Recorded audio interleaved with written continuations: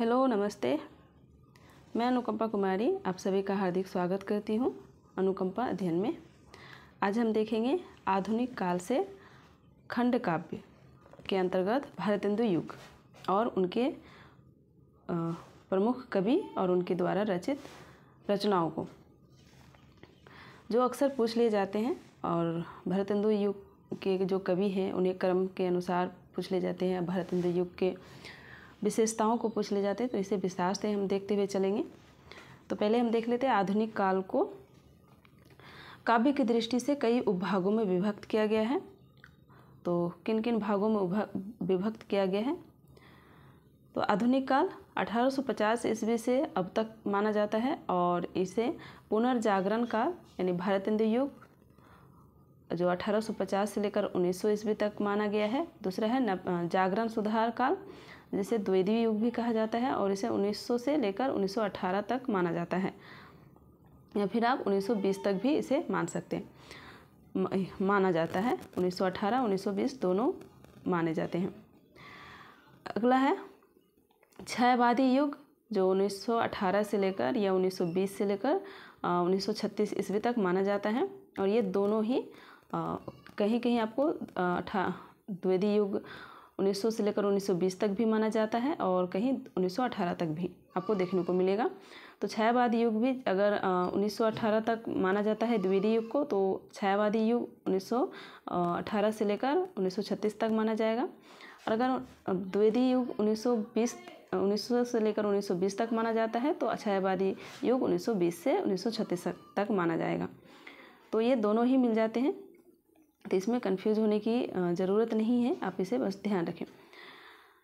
छायावाद काल तो देख लेते हैं। छायावाद के बाद के जो काल होते हैं तो उन्हें प्रगतिवाद, प्रयोगवाद, नई कविता, समकालीन कविता, ये 4 भागों में विभक्त किया गया है। और अगर प्रगतिवाद काव्य को देखते हैं तो 1936 से लेकर 1947 ईस्वी, प्रयोगवाद 1947 से 1953 और नई कविता 1953 से 1960 ईस्वी तक माना जाता है। और समकालीन कविता 1960 से लेकर अब तक की जो रचनाएं हैं उसके अंतर्गत माने जाते हैं। तो हम देख लेते हैं। तो आज हम देखेंगे भारतेंदु युग। तो हम एक एक सारी युगों को देखते हुए चलेंगे। तो सबसे पहले आज हम देखेंगे जो प्रथम आधुनिक काल का जो प्रथम भाग है भारतेंदु युग, जिसे पुनर्जागरण काल कहा जाता है और इसका काल माना गया है 1850 से लेकर 1900 ईस्वी तक। आधुनिक काल के प्रथम चरण को भारतेंदु काल कहना इसलिए उपयुक्त है क्योंकि यह नामकरण भारतेंदु बाबू हरिश्चंद्र के महिमा मंडित व्यक्तित्व को ध्यान में रखकर किया गया है। तो इसे ध्यान रखिएगा कि इस काल को भारतेंदु युग या भारतेंदु काल क्यों कहना उचित माना गया है, क्योंकि इस काल का नामकरण भारतेंदु बाबू हरिश्चंद्र के महिमा मंडित व्यक्तित्व को ध्यान में रखकर किया गया है। भारतेंदु जी का जीवन काल 1850 से लेकर 1885 ईस्वी तक रहा तथा इसका रचना काल 1867 से लेकर 1885 तक रहा। इसके जन्म के कुछ समय पहले तथा मृत्यु के कुछ समय बाद जो सरस्वती का प्रकाशन यानी 1900 ईस्वी में हुआ था, अतः 1850 ईस्वी से 1900 ईस्वी तक की अवधि को भारतेंदु युग कहा गया है। हिंदी में आधुनिकता और पुनर्जागरण के प्रवर्तक और पितामह भारतेंदु हरिश्चंद्र को माना जाता है। आगे डॉक्टर रामस्वरूप चतुर्वेदी ने लिखा है कि पुनर्जागरण 2 जातीय संस्कृतियों की टकराहट है। टकराहट से उत्पन्न रचनात्मक ऊर्जा है। यह युग वस्तुतः हर क्षेत्र में पुनर्जागरण का युग है। सामाजिक, सांस्कृतिक, राजनीतिक, धार्मिक, साहित्यिक, शिक्षा आदि क्षेत्रों में कुछ नयापन दिखाई दे रहा था। पुनर्जागरण से नवीन प्रवृत्तियों को बढ़ावा मिला है। भारतेंदु युग आधुनिक हिंदी साहित्य का प्रवेश द्वार माना जाता है और इसे संक्रांति का युग भी कहा जाता है। यह युग प्राचीन परंपराओं और मर्यादाओं की रक्षा करते हुए नवीन राजनीतिक और सांस्कृतिक चेतना को लेकर आगे बढ़ा है। आगे लिखते हैं, इस युग में मध्यवर्गीय सामाजिक परिस्थितियों का चित्रण हुआ है। तो ये ध्यान दीजिएगा, पूछ लिया गया कि भारतेंदु युग में किस वर्ग की परिस्थितियों का चित्रण किया गया है, तो वो मध्यवर्गीय सामाजिक परिस्थितियों का चित्रण किया गया है। और साहित्य की विभिन्न विधाओं जैसे निबंध, नाटक तथा आलोचना का सूत्रपात इसी युग में आरंभ हुआ था। तो ये भी ध्यान देने की बात है कि इस युग से गद्य विधाओं की शुरुआत मानी जाती है। और ये भी लिखा जाता है कि भारतेंदु जी को हिंदी गद्य के जनक भी कहा जाता है। तो ये भी ध्यान दीजिएगा कि किसे हिंदी गद्य का जनक कहा जाता है, तो वो भारतेंदु जी को माना जाता है। इनकी भाषा में न तो मुंशी सदासुख लाल की भाषा का पंडिताऊ है, न लल्लू लाल का ब्रजभाषापन और न ही सदल मिश्र का पूर्वीपन। तो ये गद्य की रचनाओं में आते हैं, और हम जब गद्य की रचनाओं को पढ़ेंगे तब इसे लल्लू लाल, सदासुख लाल, सदल मिश्र इन सभी को डिटेल से पढ़ेंगे। तो हम अभी काव्य को देख रहे हैं, पद्य की रचनाओं को। तो सबसे पहले हमें भारतेंदु युग से शुरू करना है, और अगर हम गद्य की रचनाओं को देखते हैं तो हमें हिंदी गद्य के विकास से शुरू करना पड़ेगा। तो हम उसे जब गद्य की रचनाओं को पढ़ेंगे तब इसे ध्यान से संपूर्ण विशेषताओं को देखते हुए चलेंगे। तो भारतेंदु जी की भाषा संस्कार करते हुए इन सभी दोषों से यथासंभव अपनी भाषा को मुक्त रखा है, और इन्होंने न केवल गद्य की भाषा का संस्कार किया अपितु पद्य की ब्रज भाषा को भी सुसंस्कृत किया है। भारतेंदु जी मजी हुई परिष्कृत भाषा को सामने लाए, जो हिंदी भाषी जनता की बोली थी। यथा भाषा का जो विषाद उसने पहले चल रहा था वह बहुत कुछ सुलझ गया था। भारतेंदु जी का सबसे बड़ा योगदान यह है कि उन्होंने हिंदी साहित्य को नवीन मार्ग दिखलाया। देश हित एवं समाज हित की भावना का समावेश सर्वप्रथम भारतेंदु जी की साहित्यिक रचनाओं में हुआ है। बंगला में लिखे गए नाटकों एवं उपन्यासों ने इसका सूत्रपात पहले ही बंगाली लेखक कर चुके थे। तो नाटक का शुरुआत इसी युग से माना जाता है।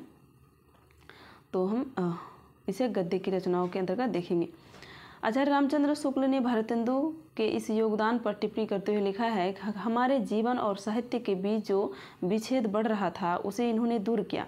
हमारे साहित्य को नए नए विषयों की ओर प्रवृत्त करने वाले हरिश्चंद्र ही हुए। भारतेंदु युग के अधिकतर कवि पत्रकार थे। तो ये भी ध्यान रखिएगा कि भारतेंदु युग के जो अधिकतर कवि जो थे वो पत्रकार यानी संपादक थे। अब हम देख लेते हैं भारतेंदु युगीन काव्य प्रवृत्तियाँ। तो इनकी जो सबसे पहली प्रवृत्तियाँ हैं, राष्ट्रीयता की भावना इनकी कविताओं में मिलते हैं। समाज की दुर्दशा का चित्रण तथा सामाजिक चेतना का चित्रण मिलता है, और प्रकृति चित्रण मिलता है, श्रृंगारिकता, हास्य एवं व्यंग्य। तो ये ध्यान रखिएगा कि भारतेंदु युग में हास्य व्यंग्य की रचनाएं अधिक रची गई हैं, और ब्रज भाषा का प्रयोग हास्यपूर्ण प्रवृत्ति मिलती है। और इसमें कहा गया कि नाटकों को रंगमंच पर प्रस्तुत करने का उद्योग भारतेंदु मंडल के कवियों ने किया। यही नहीं, ये लोग स्वयं भी नाटकों में अभिनय करते थे। एवं पंडित शीतला प्रसाद त्रिपाठी कृत जानकी मंगल नाटक में भारतेंदु जी स्वयं लक्ष्मण का अभिनय किया करते थे, और इन्हें देखने काशी नरेश महाराज ईश्वर नारायण सिंह पधारे थे।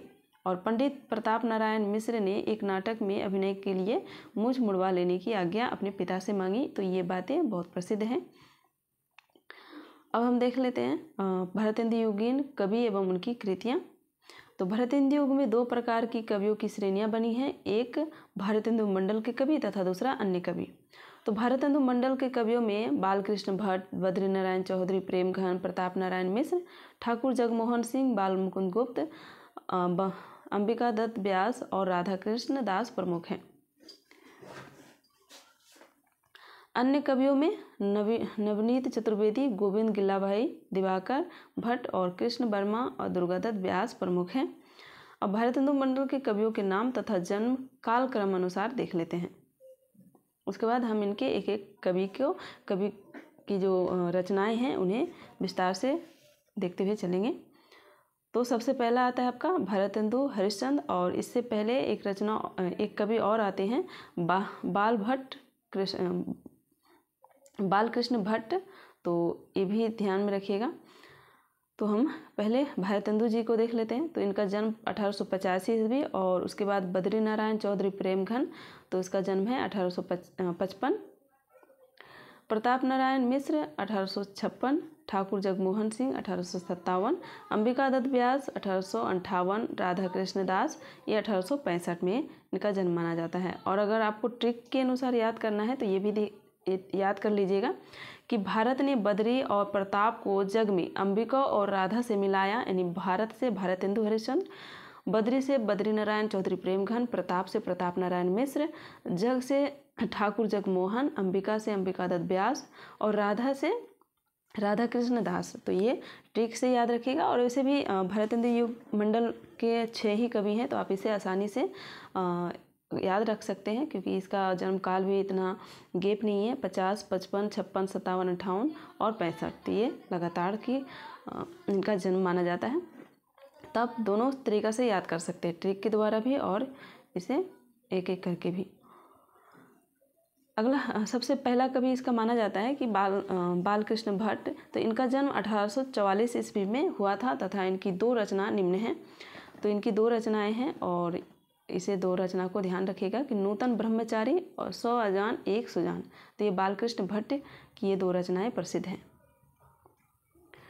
सबसे महत्वपूर्ण है भारतेंदु बाबू हरिश्चंद्र की रचनाएं और इनका जन्मकाल से संबंधित कुछ महत्वपूर्ण जानकारियाँ देख लेते हैं। इनका जन्म 1850 में हुआ था और काशी में इसका जन्म स्थान। पिता गोपाल चंद्र, गुरु सितारे हिंद और उपाधि इसे भारतेंदु की उपाधि दी गई है।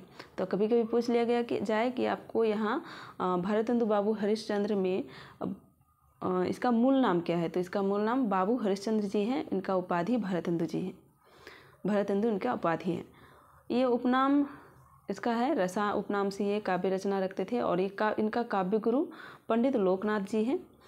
भारतेंदु हरिश्चंद्र की समस्त रचनाओं की संख्या 175 है और कुल 400 के लगभग माना जाता है। तो इनकी जो कुल समस्त रचनाओं की कुल संख्या 400 मानी जाती है और इनकी जो और उनकी काव्य ग्रंथों की संख्या 70 मानी जाती है। तो ये आपको ध्यान रखना है कि उनकी कुल रचनाओं की संख्या 400 मानी जाती है। और भारतेंदु जी पुष्टि मार्ग भक्त थे और वल्लभ संप्रदाय में दीक्षित थे। तो ये ध्यान रखिए कि भारतेंदु जी किस भक्ति संप्रदाय से दीक्षित थे। तो पुष्टि मार्ग और वल्लभ संप्रदाय से दीक्षित थे। भारतेंदु जी 35 वर्ष की अल्पायु में ही माँ भारती के भंडार में अभूतपूर्व वृद्धि की है। तो ये भी ध्यान रखिएगा कि इन्होंने लगभग अपने जीवन काल में 35 वर्ष के जीवन काल में 400 के लगभग रचनाएं लिखी हैं। जो उनकी प्रमुख रचनाओं की संख्या अगर देखा जाए तो 175 मानी जाती है और काव्य ग्रंथों की संख्या 70 और कुल मिलाकर यानी जितनी भी रचनाएं उसने निबंध, नाटक, उपन्यास, काव्य, निबंध, जितनी भी रचनाएं मानी गई तो सभी को अगर देखा जाए तो ये 400 के लगभग इनकी रचनाएं मानी जाती हैं। वे बहुमुखी प्रतिभा संपन्न साहित्यकार थे। इनके संपूर्ण कृतित्व का विवरण निम्नवत है। तो इनकी कुछ कृतियां देख लेते हैं। तो इनकी मौलिक नाटक, तो हम इनकी गद्य की विधाएं जब हम गद्य में पढ़ेंगे तो इसके विस्तार से जानेंगे। तो हम इसे कुछ देख कर चलते हैं। वैदिक हिंसा हिंसा न भवति, ये हास्य नाटक है। चंद्रावली नाटिका, विशस्य विस्मौषधम, भारत दुर्दशा, नील देवी, अंधेर नगरी, प्रेम जोगिनी, सती प्रताप, तो ये इनकी मौलिक नाटक है और सती प्रताप इनका अधूरा नाटक है। तो आप इस नाटक को ट्रिक के अनुसार भी याद रख सकते हैं कि वैदिक भारत ने अंधेरे में प्रेम से सती चंद्रावली को नीला विष दिया। तो ये ट्रिक है, इसे आप बुरा ना माने। तो ट्रिक आप भी इसे किसी तरह बना सकते हैं, आप जिसके अपने सुविधा अनुसार। तो मुझे जिस तरह सुविधा लगा, तो मैं जब नेट की एग्ज़ाम दे रही थी तो मैंने अपनी सुविधा के अनुसार इसे ट्रिक के द्वारा याद किया। तो आप भी इसे कर सकते हैं या अपने अनुसार आप ट्रिक बना सकते हैं। तो आप इसे याद कर सकते हैं ट्रिक से या फिर। तो चलते हैं आगे। उसके कुछ अनुदित नाटक हैं। विद्यासुंदर, पाखंड विडंबन, धनंजय विजय, कर्पूर मंजरी, मुद्रा राक्षस, सत्य हरिश्चंद्र, भारत जननी, दुर्लभ बंधु, रत्नावली। तो इनके कुछ अनुदित नाटक हैं। अब हम देख लेते हैं कुछ प्रमुख काव्य कृतियाँ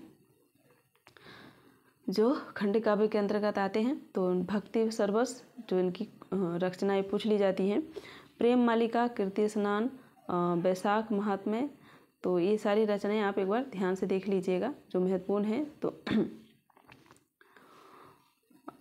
प्रेम माधुरी, प्रेम तरंग, उत्तरार्ध भक्तमाल, प्रेम प्रलाप, गीत गोविंद, सत्सई सिंगार, होली, मधुर मुकुट, राग संग्रह, वर्षा विनोद। तो वर्षा विनोद इनकी पूछे गए रचनाएं हैं, एग्जाम में पूछे गए हैं। विनय प्रेम 50, फूलों का गुच्छा, प्रेम फुलवारी। तो लगभग 40 के लगभग इनकी कुल रचनाएं हैं। तो बंदर सभा, ये भारत वीरतत्व, श्री राम लीला, ये कुछ प्रमुख रचनाएं हैं इनकी। देवी छंदम लीला प्रबंध काव्य माना जाता है और ये गीति काव्य है। आगे देख लेते हैं नोट। भारतेंदु कृत विजयिनी विजय वैजयंती शीर्षक कविता मिस्र में भारतीय सेना की विजय प्राप्ति पर लिखी गई रचना है। तो ये ध्यान दीजिएगा कि विजयिनी विजय वैजयंती जो शीर्षक कविता है, ये मिस्र में भारतीय सेना की विजय प्राप्ति पर लिखा गया काव्य है। उनका कुछ उपन्यास है, हमरीहट, रामलीला, सुलोचना, सीलवती, सावित्री चरित्र। और इसे ट्रिक के अनुसार भी याद कर सकते हैं, सावित्री और सीलवती, हमरी, रामलीला सुनी। तो इसके अनुसार आप इनके उपन्यासों को याद कर सकते हैं। इनके कुछ निबंध हैं, तो निबंध भी अगर आप देख सकते हैं। सभी जाति गोपाल की मित्रता, सूर्योदय, कुछ आप बीती कुछ जग बीती, जयदेव, बंग भाषा की कविता। इनकी कुछ ऐतिहासिक कश्मीर कुसुम, बादशाह दर्पण, ये कुछ ऐतिहासिक रचनाएं हैं। और यहाँ कुछ इम्पोर्टेंट बात कही गई है भाषा से संबंधित। भारतेंदु जी भाषा के संबंध में यह पंक्ति प्रसिद्ध है कि निज भाषा उन्नत है सब उन्नति के मूल, बिन निज भाषा ज्ञान के मिटे ना हिये के सूल। तो ये पंक्ति प्रसिद्ध है और ये पूछे गए हैं भाषा के संबंध में भारतेंदु जी के। अब देख लेते कुछ प्रमुख विशेषताएं। उनकी कविता में भक्ति भावना, श्रृंगारिकता के साथ साथ स्त्री शिक्षा, समाज सुधार, राष्ट्रीय आदि का बेजोड़ संगम है। भारतेंदु ने रीतिकालीन मुक्तकों का संकलन सुंदरी तिलक नाम से किया था। खड़ी बोली को परिष्कृत करने का श्रेय भी इन्हीं को प्राप्त है और कविता उनके द्वारा नई चाल में ढली, यह शुक्ल जी ने कही थी। भारतेंदु की कविता में सबसे बड़ी विशेषता यह भी थी कि उसमें प्राचीन व नवीन का समन्वय देखने को मिलता है। भारतेंदु युग में खड़ी बोली व ब्रजभाषा अत्यधिक प्रसिद्ध रही है और भारतेंदु द्वारा निकाली गई पत्रिका है। तो इन्होंने 3 पत्रिकाएं निकाली हैं, तो इन्हें देख लेते हैं और ये पूछे जाते हैं क्रम से। यह पूछ ली जाती है कि कौन सा पत्रिका भारतेंदु जी ने निकाली है। तो ये कवि वचन सुधा 1868 ईस्वी में प्रथम पत्रिका मानी जाती है इनका। और दूसरी है हरिश्चंद्र मैगजीन, बाद में ये हरिश्चंद्र चंद्रिका के रूप में प्रकाशित होने लगा और ये 1873 ईस्वी में 8 अंकों के बाद हरिश्चंद्र चंद्रिका के नाम से रखा गया। तो ये ध्यान रखिएगा कि 8 अंकों के बाद इनका नाम बदल दिया गया और हरिश्चंद्रिका नाम से रखा गया। तीसरा है बाला बोधिनी 1874 ईस्वी और ये नारी शिक्षा संबंधित पत्रिका है। आचार्य शुक्ल का मत है कि हिंदी गद्य का पीठ परिष्कृत रूप पहल हरिश्चंद्र चंद्रिका में ही प्रकट हुआ था। भारतेंदु हरिश्चंद्र ने पैरोडी, स्यापा, गाली, लावनी आदि शैलीगत रूपों में कविता लिखी है जो निम्नलिखित हैं। तो इनकी जो कुछ शैलियाँ हैं पैरोडी, स्यापा, गाली, लावनी, तो देख लेते हैं। कविता बंदर सभा में इन्होंने पैरोडी शैली का उपयोग किया है। उर्दू का स्यापा में स्यापा, समधीन मधुमास में गाली, नए जमाने की मुकरी, प्रातः समीरण में ब्यार और वर्षा विनोद में लावनी शैली का प्रयोग किया गया है।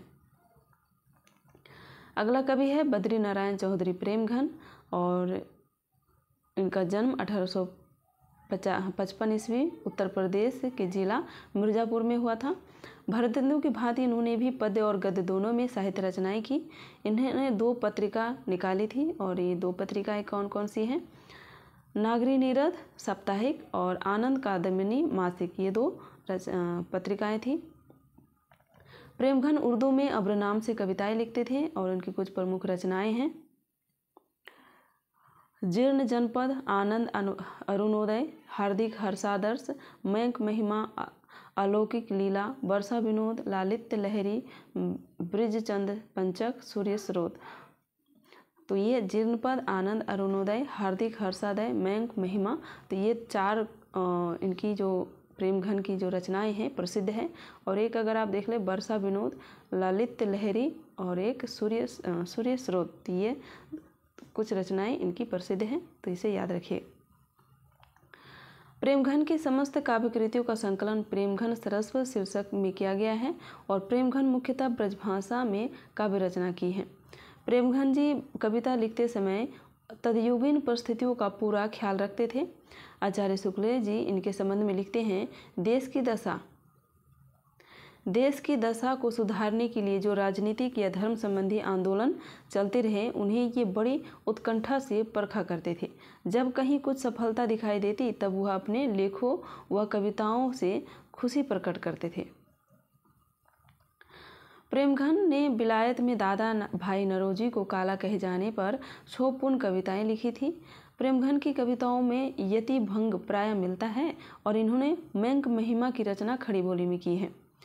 धन्य भूमि भारत सब रतनई की उपजावनी प्रेमघन की राष्ट्रीय भावना से उत्प्रोत कविता है। प्रेमघन ने पाश्चात्य सभ्यता का अंधा अनुकरण करने वाले साहबों पर व्यंग करते हुए लिखा है, चूसहो चुरूट लाख पर लागत पान बिना मुँह सुन, अक्षर चारी पढ़े अंग्रेजी बन गए अफलातून। तो ये पंक्ति प्रसिद्ध है और इन्होंने पाश्चात्य सभ्यता का अंधा अनुकरण करने वाले साहबों पर व्यंग के लिए यह पंक्ति रची है।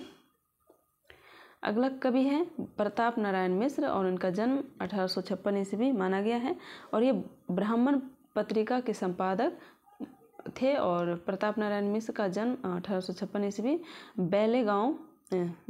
बेजेगांव जिला उन्नाव में हुआ था। कविता, निबंध और नाटक इनके प्रमुख रचना क्षेत्र थे। प्रताप नारायण मिश्र मूलतः विनोदी प्रकृति के थे। तो ये ध्यान रखिएगा कि पूछ ले जाते हैं कि प्रताप नारायण मिश्र इनकी काव्य की विधाएं क्या क्या थी। ये है काव्य की मैंने साहित्य की किन किन विधाओं में रचना किए थे। तो कविता, निबंध, नाटक इनका मुख्य क्षेत्र था। आगे हैं कविता के क्षेत्र में इन्होंने प्रणय, व्यंजना, समाज सुधार, देशभक्ति, हास्य, विनोद आदि प्रवृत्तियों का परिचय दिया है। और मिश्र जी का प्रमुख रचनाएं हैं तो देख लेते हैं, प्रेम पुष्पावली, मन की लहर, लोकोक्ति शतक, तृप्त्यांतम, श्रृंगार विलास, हर गंगा। तो ये कुछ रचनाएं हैं। आगे मिश्र जी की प्रतिनिधि कविताओं को प्रताप लहरी शीर्षक से संकलित किया गया है और ये भावुक कवि थे और अभिव्यंजना पक्ष में उनका बल व्यवहारिकता पर अधिक था। काव्य रचना के लिए उन्होंने मुख्यतः ब्रजभाषा को ही अपनाया, खड़ी बोली से उन्हें लगाव नहीं था। मिश्र जी की शैली सरल, सरस व रोचक थी। इनकी हर गंगा, तृप्तांतम, बुढ़ापा आदि कविताएं हास्य व्यंग्य का उत्कृष्ट उदाहरण प्रस्तुत करती है। भक्ति और प्रेम की तुलना में समसामयिक देश दशा और राजनीतिक चेतना का वर्णन इन्होंने मनोयोग से किया है। पड़ी कमाए किन्हीं कहाँ, हरे न देश कलेश, जैसे कंता घर रहे तैसे रहे विदेश। तो ये पंक्ति ध्यान रखिएगा।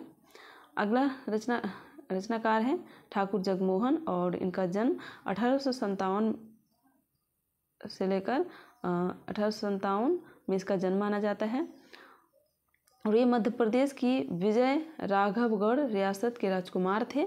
इन्होंने काशी में संस्कृत और अंग्रेजी की शिक्षा प्राप्त की थी। जगमोहन सिंह द्वारा रचित रचनाएं हैं तो प्रेम, संपत्ति लता। तो इनकी जगमोहन सिंह की रचनाएं पूछ ली जाती हैं तो इन्हें ध्यान रखिएगा। 1885 ईस्वी श्यामलता, 1885 में श्यामा सरोजनी, 1886 देवयानी, 1886 श्याम स्वरूप उपन्यास है माना जाता है। श्यामा सरोजनी इनकी जो रचना है प्रेम, संपत्ति लता, श्यामलता। तो ये तीनों रचनाएं ध्यान रखिएगा, चारों एग्जाम में पूछे गए हैं। ठाकुर जगमोहन सिंह ने श्रृंगार और प्रकृति सौंदर्य पर कविताओं की रचना की। इन्होंने विंध्य क्षेत्र की प्रकृति का वैविध्यपूर्ण वर्णन किया है। जगमोहन सिंह ने कालिदास कृत ऋतु संहार और मेघदूत का ब्रजभाषा में अनुवाद किया। अगला कवि है अंबिका दत्त व्यास और इनकी जन्मकाल 1858 ईस्वी माना जाता है। कविवर दुर्गादत्त व्यास के पुत्र अंबिका दत्त व्यास काशी के निवासी सुकवि थे। वे संस्कृत और हिंदी के अच्छे विद्वान थे और दोनों भाषाओं में साहित्य रचना करते थे। पीयूष प्रभा के संपादक के रूप में भी इन्होंने अपनी प्रतिभा का परिचय दिया है। तो ध्यान रखिएगा कि अंबिका दत्त व्यास ने पीयूष प्रभा का संपादन किया है। और इनकी कुछ कृतियां हैं पावस पचासा, सुकवि सतसई, हो होरी। तो ये 3 रचना इनका प्रसिद्ध है, ये अक्सर पूछे जाते हैं। इनके संबंध में कुछ प्रमुख बातें हैं। बिहारी बिहार इनकी एक अन्य प्रसिद्ध रचना है, जिसमें महाकवि बिहारी के दोहों का कुछ कुंडलिया छंदों में भाव विस्तार किया गया है। इनकी रचना ललित ब्रजभाषा में हुई है। और अंबिका दत्त व्यास ने अपने कवि जीवन का आरंभ कविता वर्धनी सभा में पूरी अमी की कोठरियाँ सी चिरंजीवी रहो विक्टोरिया रानी समस्या की पूर्ति करके किया है, और इस पर उन्होंने सुकवि की उपाधि प्राप्त की थी। अंबिका दत्त व्यास ने खड़ी बोली में कंसवध ने अपूर्ण इनकी रचना है शीर्षक प्रबंध काव्य की रचना की। साथ ही फारसी छंद में दशरथ विलाप नामक कविता खड़ी बोली में लिखा है। अगला कवि हैं राधा कृष्णदास, और इनका जन्म माना जाता है 1865 ईस्वी। भरतेंदु हरिश्चंद्र के फुफेरे भाई राधा कृष्णदास बहुमुखी प्रतिभा के धनी कवि थे, और कविता के अतिरिक्त इन्होंने नाटक, उपन्यास और आलोचना के क्षेत्र में भी उल्लेखनीय साहित्य रचना की। इन्होंने रहीम के दोहों पर कुंडलियों की रचना की, और इनकी कुछ रचनाएं हैं जैसे भारत, बारहमासा और तेज दशा। राधा कृष्ण दास के कुछ कविताएं राधा कृष्ण ग्रंथावली में संकलित हैं, तो यह ध्यान रखिएगा। अब हम देख लेते हैं भारतेंदु काव्य की प्रवृत्तियां, और इनसे अक्सर प्रश्न पूछे जाते हैं कि इनकी प्रवृत्तियां क्या थी। तो फटाफट इनकी कुछ प्रवृत्तियों को देख लेते हैं। भारतेंदु युगीन कवियों ने अपने कर्तव्य का भलीभांति निर्वाह करने हेतु जनता के सामाजिक, आर्थिक, राजनीतिक पहलुओं का उद्घाटन अपनी कविता में किया है। भाव, भाषा, छंद आदि सभी दृष्टियों से परिष्कार की प्रवृत्ति इस काल में साहित्यकारों में विद्यमान थी। और इनकी देख लेते हैं राष्ट्रीयता की भावना। तो हमने इसके बारे में देख लिए हैं, तो हम इसे आगे बढ़ते हुए चलेंगे। इनकी कुछ राष्ट्रीयता से प्रभावित कुछ रचनाएं। भीतर भीतर सब रस चूसे, हंसी हंसी के तन मन धन चूसे, जाहिर बातन में अति तेज क्यों सकी, साजन नहीं अंग्रेज।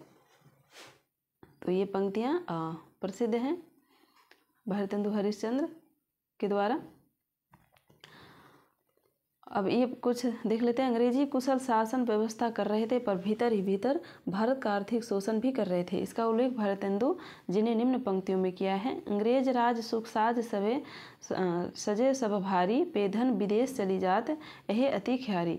तो ये पंक्तियाँ पूछी गई हैं, और किसकी पंक्तियाँ हैं? तो भारतेंदु जी की। द्वितीय युग में जिस राष्ट्रीयता का उदय कवियों में हुआ, उनका बीजारोपण भारतेंदु युग में ही हो गया था, और मैथिली शरण गुप्त जैसे कवि भारत भारती की रचना संभवतः भारतेंदु युगीन कवियों की राष्ट्रीय भावना से प्रेरित होकर ही कर सके थे। अगला है समाज की दुर्दशा। तो इसे हम देखते हैं। भारतेंदु जी ने भारत दुर्दशा का चित्रण इन पंक्तियों में किया है। रोबहु सब मिली आबहु भारत भाई, हाँ हाँ भारत दुर्दशा न देखी जाई। तो ये पंक्तियाँ ध्यान रखिएगा। बद्री नारायण चौधरी प्रेमघन ने पाश्चात्य सभ्यता का अंधा अनुकरण करते हुए ये पंक्ति कही, जो हमने इससे पहले भी देख चुके हैं। बाल विधवाओं की दुर्दशा पर प्रताप नारायण मिश्र ने लिखा है, कौन करे जो नहीं कसरत सुनी विपत्ति बाल विधवन की। तो ये पंक्तियाँ किसकी है? पंक्ति किसकी है? प्रताप नारायण मिश्र की। और ये पंक्ति अक्सर मतलब इसे पूछने की संभावना है, और शायद ये पूछे भी गए हैं, हमें शायद ये ख्याल नहीं है इस वक्त, पर आप अगर प्रीवियस क्वेश्चन देखे होंगे तो आपको पता चल जाएगा। राधा चरण गोस्वामी ने भी भारत की दुर्दशा का चित्रण करते हुए लिखा है, मैं हाय हाय दे धाय पुकारो भरोई, भारत की डूबी नाव उबारो कोई। तो ये पंक्तियाँ अब देख लेते हैं श्रृंगारिकता के संबंध में। भारतेंदु युग में कवियों ने श्रृंगार का विशद वर्णन किया है। राधा कृष्ण की प्रेम लीलाओं का चित्रण इस युग के कवियों ने नायक नायिका के रूप में किया है। और ये भी ध्यान रखिएगा कि रीति काल में जो नायिका भेद की रचनाएं की गई हैं, तो कुछ कुछ भारतेंदु युग में भी देखने को मिलते हैं। और भारतेंदु जी की अनेक रचनाएं जैसे प्रेम सरोवर, प्रेमाश्रु, प्रेम तरंग, प्रेम माधुरी आदि में श्रृंगार वर्णन किया गया है। और विवाह संधि को प्राप्त नायिका का सुंदर चित्रण द्रष्टव्य होते हैं। तो ये पंक्तियाँ देख लीजिएगा। इन कवियों ने वियोग श्रृंगार की भी सुंदर चित्रण अपनी रचनाओं में किया है। जगमोहन सिंह ने अपनी रचना प्रेम संपत्ति ललिता में नायिका के विरह का निरूपण इन पंक्तियों में किया है। अब यो उर आवत है सजनी, मिली जाओ गले गले लगी के छतिया, मन की करी भांति अनेकन ओ, मिली कीजिए री रस की बतिया। तो ये पंक्तियाँ पूछी गई है और ये किसकी? ठाकुर जगमोहन सिंह की पंक्ति हैं और ये प्रेम संपत्ति ललिता काव्य से लिया गया है। पंडित प्रताप नारायण मिश्र और राधाकृष्ण जैसे कवियों ने श्रृंगार को अपना विषय नहीं बनाया है। तो ये ध्यान रखिएगा, पंडित प्रताप नारायण मिश्र और राधाकृष्ण जैसे कवियों ने श्रृंगार को अपना विषय नहीं बनाया है। आगे है भक्ति भावना। भारतेंदु को भक्ति भावना पैतृक विरासत में मिली थी। उनकी भक्ति परक रचनाओं में मुख्य है भक्ति सर्वस्व, वैशाख महात्म्य एवं कीर्ति स्नान। भारतेंदु पुष्टि मार्ग भक्ति थे और वल्लभ संप्रदाय में दीक्षित थे, अतः वे इस प्रकार की पंक्तियाँ लिख सकने में समर्थ हो सके। तो ये पंक्तियाँ देख लेते हैं। मेरे तो साध एक ही है, जग नंदा लाला वृष भानु दुलारी। ये पंक्ति पूछी गई है। नैन भरी देखी लेहु यह जोड़ी, मनमोहन सुंदर नर नागर सी, वृष भानु केसरी। कद कहू छवि कही नहीं, आवे यह सांबर यह गोरी। राधा कृष्ण की मधुर छवि का अंकन इनके अनेक पदों में उपलब्ध होता है। पंडित प्रताप नारायण मिश्र एवं राधा कृष्ण दास के काव्य में भक्ति भावना का वह स्वरूप दिखाई पड़ता है जो निर्गुण भक्त कवियों के काव्य में विद्वान था। तो हम देख लेते हैं जो विषय, तो कुछ पंक्तियां हैं और इसे आप रोक कर देख सकते हैं। प्राकृतिक चित्रण, हास्य व्यंग की प्रधानता, समस्या पूर्ति और ब्रजभाषा का प्रयोग किया गया है। अब हम देख लेते हैं कुछ भारतेंदु युग के अन्य कवियों को। तो नवनीत चतुर्वेदी, इसका जन्म 1868 ईस्वी में माना जाता है और उसका रचना है कुब्जा पचीसी। तो ये रचना ध्यान रखिएगा, नवनीत चतुर्वेदी की रचना है। गोविंद गिल्ला भाई, श्रृंगार सरोजनी, पावस पयोनिधि, राधामुख, षोडशी, षडऋतु, नीति गोविंद, नीति विनोद इनकी रचनाएं हैं। राधा गोस्वामी, नव भक्तमाल इनकी रचना है। दुर्गादत्त व्यास, अद मोहद्धार शतक। और भारतेंदु युग में जो अभी हमने देखा है कि अधिकतर इनके जो कवि हैं पत्रकार थे और संपादक के रूप में जाने जाते थे अधिकतर। तो इनकी पत्रकारिता का जो इसी काल में आरंभ हुआ था। तो भारतेंदु में पत्रकारिता का शुरुआत 1780 ईस्वी में हुआ था भारत में, लेकिन उस समय जेम्स ऑगस्टस हिकी द्वारा प्रथम मुद्रित अंग्रेजी समाचार Calcutta national advisor Hicky gazette प्रकाशित किया गया था। तो हम उससे पहले भी अंग्रेज़ों के समय में कुछ पत्र प्रकाशित हुए गए थे। तो हम कुछ देख लेते हैं इनकी विस्तारिता। तो प्रथम समाचार पत्र उर्तन मार्तर था और इसका प्रकाशन 30 मई 1826 ईस्वी को कानपुर निवासी पंडित जुगल किशोर के संपादक तत्व में हुआ था। उर्तन मार्तन साप्ताहिक पत्रिका थी जो कलकत्ता से निकलती थी और उदंत मार्तंड में खड़ी बोली को मध्यदेशीय भाषा के नाम से उल्लेख किया गया था और उर्तन मार्तंड के प्रकाशन दिन को आधार मानकर 30 मई को राष्ट्रीय हिंदी पत्रकारिता दिवस मनाया जाता है। कलकत्ता से सन 1854 में हिंदी का पहला दैनिक पत्र समाचार सुधावर्षन श्याम सुंदर सेन के संपादक तत्व में निकला है। तो ये ध्यान रखिएगा, पत्रिका से संबंधित पूछ ले जाते हैं और प्रकाशन स्थान से भी संबंधित मिलान से संबंधित प्रश्न पूछे जाते हैं। अब हम देख लेते हैं 19वीं शताब्दी की हिंदी पत्रकारिता। 19वीं शताब्दी की हिंदी पत्रकारिता को 3 भागों में बांटा जा सकता है। प्रथम उत्थान, तो प्रथम उत्थान की जो पत्र है हम उसे देख लेते हैं। बंगदूत, ये राजा राम मोहन राय कलकत्ता से यह निकाला गया था और ये 1829 में। प्रजामित्र 1834, बनारस अखबार 1845, राजा शिव प्रसाद सिंह काशी से। मार्तंड 1886, नसीरुद्दीन कलकत्ता मालवा अखबार सुधाकर, तो आप इसे देख लीजिएगा। बुद्धि प्रकाश मुंशी सदाशुकलाल, समाचार सुधा वर्षन श्याम सुंदर सेन कलकत्ता। प्रजा हितैषी 1855 राजा लक्ष्मण सिंह आगरा से। तत्वबोधिनी पत्रिका 1865 बरेली। ज्ञान प्रदायिनी पत्रिका 1867 नवीन चंद्र राय पंजाब से।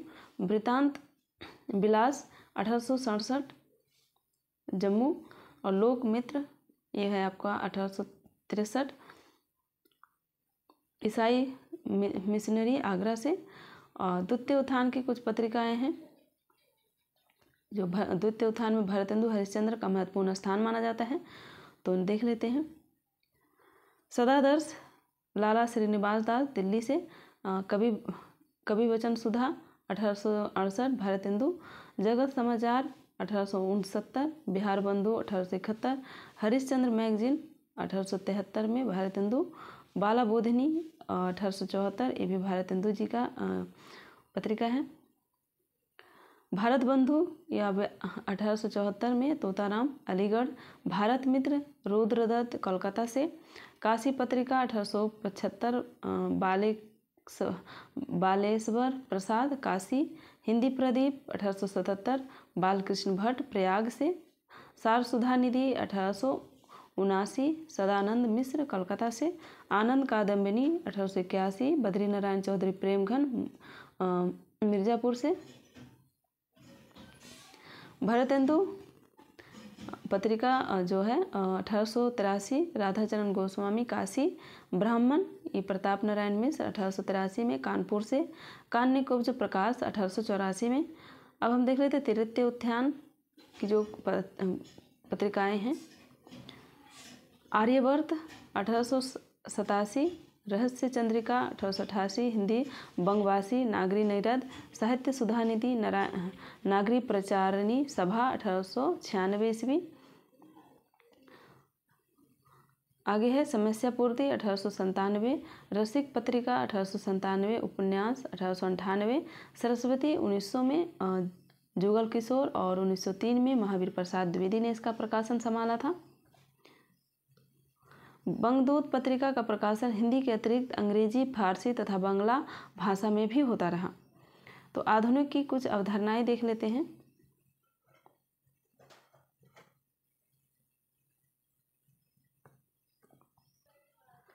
आधुनिकता एक सापेक्षिक अवधारणा है। प्राचीन मूल्यों की सापेक्षता में वर्तमान नवीन मूल्यों का निर्धारण ही आधुनिकता है। जी.एस. फ्रेजर के अनुसार आधुनिकता को अपनी सुरक्षा के लिए अतीत से संबंध रखना चाहिए। जगदीश गुप्त के अनुसार आधुनिकता का मूल आधार मानवतावादी दृष्टि है। यह दृष्टि से सुविचारित आधुनिक दृष्टिकोण है। तो ये बहुत महत्वपूर्ण कुछ बातें हैं और ये अक्सर कथन अभिकथन स्थापना से संबंधित जो प्रश्न पूछे जाते हैं तो इससे अक्सर पूछ लिए जाते हैं। तो ये ध्यान दीजिएगा। आधुनिकता के कुछ लक्षण हैं। आधुनिकता एक सापेक्षिक अवधारणा है और आधुनिकता की व्याख्या अतीत की समक्षता एवं सापेक्षता में ही संभव है। जो भी आज आधुनिक है वह भविष्य में पुरातन है। आधुनिक और संवेदना का नयापन ही आधुनिकता कहलाता है और आधुनिकता अतीत से जुड़कर सुरक्षित रह सकती है।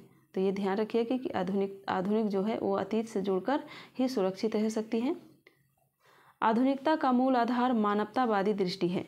साहित्य, धर्म, दर्शन सभी के प्रति नवीन दृष्टिकोण का आविर्भाव ही आधुनिकता है। साहित्य की सभी विधाओं में आधुनिकता स्पष्ट दिखाई देती है। आधुनिकता ज्ञान, विज्ञान व टेक्नोलॉजी के कारण संभव है। क्वांटम सिद्धांत एवं सापेक्षता सिद्धांत ने सिद्ध कर दिया है कि ना कोई सार्वभौमिक सत्य होता है और ना कोई शाश्वत नैतिकता। तो हमने इतना तक देख लिया है। तो हम मिलेंगे अगले वीडियो में। द्विवेदी युग से संबंधित जो खंड काव्य है, काव्य खंड है, उससे संबंधित प्रमुख कवियों को लेकर और उनकी विशेषताएं, उनकी रचनाओं से संबंधित प्रमुख रचनाओं से को लेकर। तब तक के लिए आप सभी को धन्यवाद। मिलते हैं अगले वीडियो में।